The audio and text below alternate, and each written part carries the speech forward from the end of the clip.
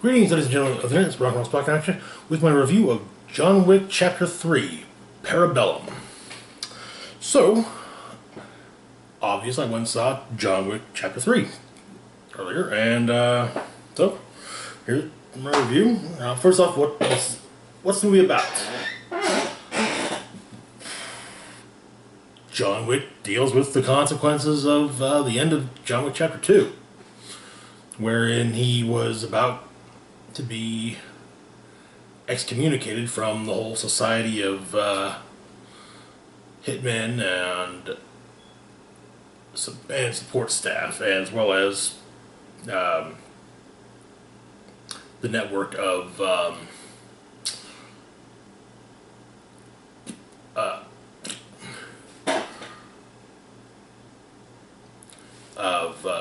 network of job opportunities for hitmen, as well as Continental and its various incarnations throughout the world. Quick opinions. It's an excellent, I thought it was a really good continuation of the John Wick franchise, both story-wise and action-wise, which I'll get more into both of those later. So, first off, who all's in the movie? Or next up, who all's in the movie? We got Keanu Reeves reprising the role of John Wick, who is the hitman. He was out, but he's been back in for a couple weeks. Loves dogs.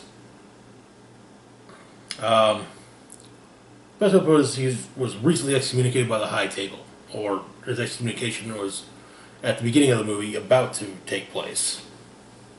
Halle Berry as Sophia, who's an old ally of John's, manager of the Casablanca-based branch of the Continental Hotel. Ian McShane as Winston, who is the manager of the Continental Hotel, and he's actually in a bit of hot water with the High Table for giving John an hour-long head start at the end of John Wick 2. And for not just straight up killing John after he killed D'Antonio, or Santino D'Antonio at the end of John Wick 2. Lawrence Fishburne returns as the Bowery King, head of an intelligence network that spans at least the entirety of New York City and relies on carrier pigeons. Though he is cooperative with the High Table's excommunication of John, he is also still in hot water for providing John with the weapon with which he killed Santino D'Antonio at the end of John Wick 2. Marta Cassos as Zero, an assassin and gang leader who is recruited by the Adjudicator to enforce the will of her and, by effect, the High Table. Agent Kate Dillon as the Adjudicator, who is kind of enforcer / investigator for the High Table. She's basically been sent to take care of the loose ends and whatnot from the end of John Wick 2. Namely, getting rid of Winston and the Bowery King. Lance Reddick returns as Charon, the concierge of the Continental, who actually has quite the expanded role in this one. It was really nice to see more of him.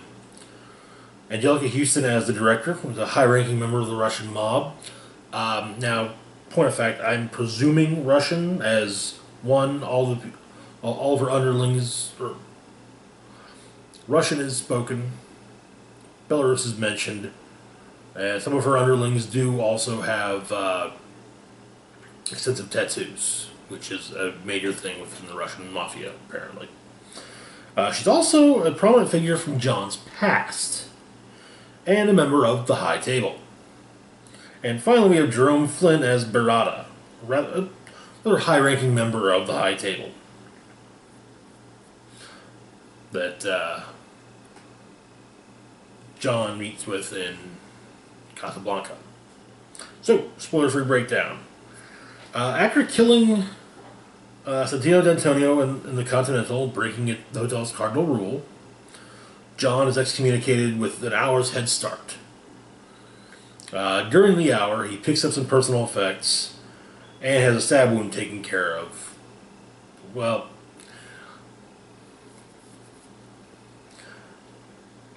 he then makes arrangements to leave the country. After leaving the country, after John leaves the country, the adjudicator arrives in New York to demand that both Winston and the Bowery King basically step down from their positions within a week or face the consequences. In Casablanca, John meets up with Sophia, whose marker he holds, gets her to take him to Barada.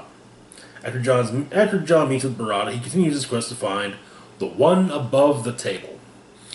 It's stated throughout, especially the second movie, that everyone is under the high table. However, there is apparently one above the table. While John's on his quest to find the one above the table, the adjudicator has recruited an assassin and gangster named Zero as her enforcer, sending him and his gang against those who have assisted John, most notably the director and the Bowery King. She utilizes him to pass. She in fact utilizes Zero to pass sentence on the Bowery King. Bowery King gave John 7 bullets. He gets 7 cuts. This ends up culminating with John returning to New York and the adjudicator deconsecrating the Continental, leading to the final fight scene of the movie. And yeah, there have been quite a few fight scenes in between the beginning and the final one. So, ups and downs of the film. First off, amazing fight scenes. Absolutely amazing. Which you would honestly expect from this franchise. It doesn't let you down. None of the fight scenes are just kind of eh. Each one is good. Well choreographed, well shot, everything. It further expands upon the world created with the first movie. Where we got some little, there's a hotel for hitmen, and they can stay there. They say give them this coin they all have, and they cannot conduct business there, however. And then there's the high table, who, passes out jobs and whatnot. So on and so forth. We also get a little bit of information about John's past, which is actually really cool. The acting and directing are both solid, all around. So I can't think of anyone who turned in a bad or even just kind of performance. I think everyone nailed their characters. And yeah. I'm honestly trying to think if there's anything else I've missed when it comes to things I loved about the movie, but yeah, that really about covers it. Honestly, to be personal, the story is at least decent. There's that too. Yeah. Anyway, moving on. The downs. Now, while I did enjoy the story of the movie, the plot and whatnot, it did feel like most of the non-fight scenes were basically to set up the reasoning for the next fight scene. Which, admittedly, that's what everyone's really been kind of, lauding these films for, is their fight scenes. So, yeah. There were, as much as I did enjoy the story, there were some parts of it that felt a little predictable. There were predictions I was kind of making as the movie progressed that did not come to pass at all. But, yeah. Anyway. There were some Matrix callbacks which I felt were honestly unnecessary. It's a little thing, but a lot of the time people had cell phones that were similar to the one that Neo has at the beginning of the Matrix. The one that pops up. Oh, well, in the case of the Matrix, it popped down, but these popped up, which I realize now is probably as stupid as it is. That's a common design for older cell phones.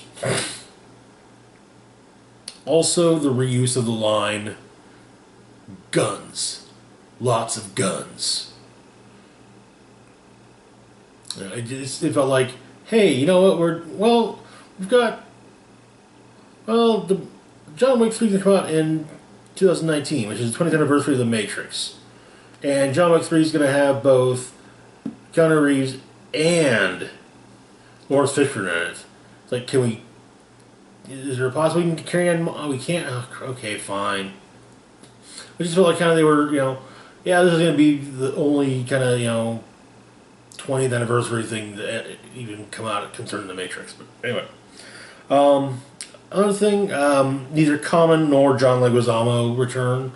Now, it's understandable with Leguizamo because there's not a lot of driving in the movie. So, there's not a lot of need for him to fix any cars.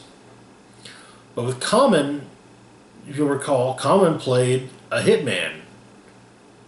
So why not have him return, especially with a bounty being placed on John? And the fact that, it's a kind of a personal thing with Common and John. But, Common's character from 2.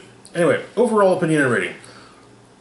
Overall, it's a quality prequel that, like I said, it manages to have both insane action sequences and a decent story, even if the story does, like I said, seem to be there more to facilitate the action scenes than anything else. But it was still good. If you like the first and or second one, seriously, go see this. You won't be disappointed. Rating, I gotta give it a 3.5 out of 5.